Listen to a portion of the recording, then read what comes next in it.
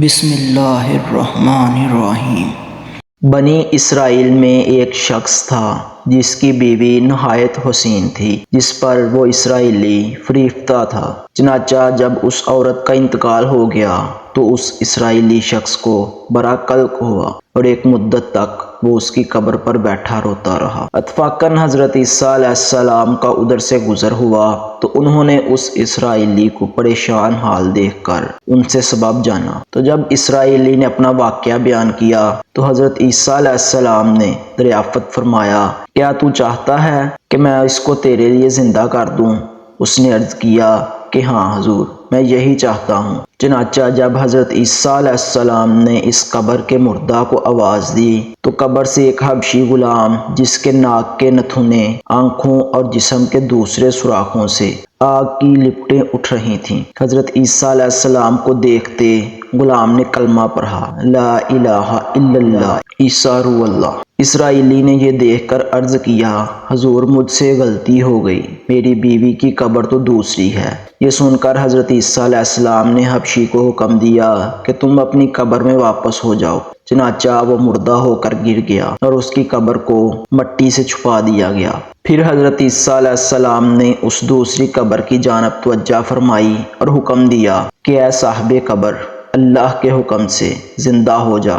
چنانچہ قبر پھٹی اور اس سے ایک عورت سر سے گرد جارتی ہوئی باہر آ گئی، جس کو دیکھ کر اسرائیلی بولا کہ یا روح اللہ، میری بیوی یہی ہے۔ پھر حضرت عیسیٰ علیہ السلام کے حکم سے وہ اسرائیلی اپنی بیوی کو ہمراہ لے کر واپس ہونے لگا، مگر عرصے سے جاگا ہوا تھا، اس لیے اس پر نیند کا غلبہ ہو گیا اور اس نے بیوی سے کہا کہ تیری قبر پر بیداری نے مجھے ہلاک کر دیا ہے، اس لیے میں چاہتا ہوں کہ کچھ دیر آرام کر لوں۔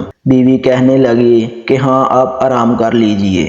چنانچہ وہ اسرائیلی بیوی کے زانوں پر سر رکھ کر سو گیا۔ اتنے میں ایک گھوڑے پر سوار ایک شہزادے کا ادھر سے گزر ہوا جو اپنے زمانے کا یکتا حسین تھا، جس کو دیکھ کر شہزادی اس پر فریفتہ ہو گئی اور اس کا دل قابو میں نہ رہا۔ اس نے سر زانوں سے نیچے رکھا اور محبت عشق سے مجبور ہو کر شہزادے کے سامنے جا کھڑی ہوئی۔ ادھر جیسے ہی شہزادے کی نظر اس پر پڑی، وہ بھی اس کو دیکھ کر اس پر فریفتہ ہو گیا اور عورت کی خواہش پر اس کو اپنے گھوڑے پر بٹھا کر لے گیا۔ چنانچہ اس کے شوہر نے بیدار ہو کر جب اپنی بیوی کو نہ پایا تو نہایت پریشان ہوا اور اس کے ملنے کی تدبیر سوچنے لگا۔ سوچتے سوچتے آخر اس نے نشان قدم پر چل کر اپنی بیوی کو تلاش کر لیا، جو شہزادے کے پاس پہنچ چکی تھی۔ اس کو دیکھ کر اسرائیلی نے شہزادے سے عرض کیا کہ یہ میری بیوی ہے، آپ اس کو چھوڑ دیجئے۔ ابھی شہزادہ کچھ کہنے بھی نہ پایا تھا کہ اس عورت نے کہا، میں تیری بیوی نہیں بلکہ شہزادے کی لونڈی ہوں۔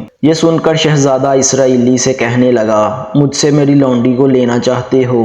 اس نے کہا، خدا کی قسم یہ میری بیوی ہے، جس کو میرے سردار حضرت عیسیٰ علیہ السلام نے مرنے کے بعد میرے لیے زندہ کیا ہے۔ ابھی یہ گفتگو ہو رہی تھی کہ اتفاقاً حضرت عیسیٰ علیہ السلام وہاں تشریف لے آئے، جن کو دیکھ کر اسرائیلی کہنے لگا، یا روح اللہ، کیا یہ میری وہ بیوی نہیں ہے جس کو آپ نے میرے لیے زندہ کیا ہے؟ حضرت عیسیٰ علیہ السلام نے فرمایا، ہاں یہ وہی ہے۔ یہ سن کر عورت کہنے لگی کہ یا روح اللہ، یہ شخص جھوٹا ہے، میں اس شہزادے کی لونڈی ہوں۔ حضرت عیسیٰ علیہ السلام نے فرمایا، کیا تو وہ عورت نہیں ہے جس کو میں نے اللہ کے حکم سے زندہ کیا ہے؟ عورت نے کہا، یا روح اللہ، باخدا میں وہ نہیں ہوں۔ اس کے بعد حضرت عیسیٰ علیہ السلام نے فرمایا، جو جان خدا کے حکم سے میں نے تجھے دی ہے اس کو واپس کر دے۔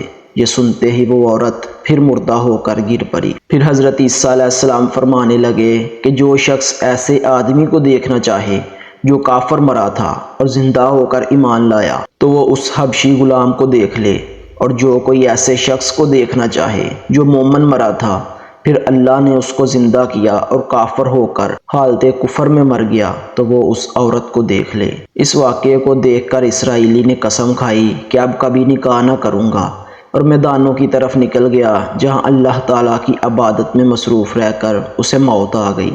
اللہ تعالیٰ اس پر رحم فرمائے۔ نبی اور رسول کے اقرار اور انکار کا نتیجہ اس حقائق سے ظاہر ہوتا ہے اور سبق ملتا ہے کہ کامیابی اپنے نبی کی اطاعت و محبت سے ہی مل سکتی ہے۔ چنانچہ ہمیں بھی چاہیے کہ ہر حال میں اپنے نبی کریم صلی اللہ علیہ وآلہ وسلم کی اطاعت کو سامنے رکھیں، چاہے دل مانے یا نہ مانے۔ نبی کریم صلی اللہ علیہ وآلہ وسلم کے طریقوں کو لازمی اپنایا جائے۔ اللہ تعالیٰ اس واقعے سے سبق حاصل کر کے عمل کرنے کی توفیق عطا فرمائے۔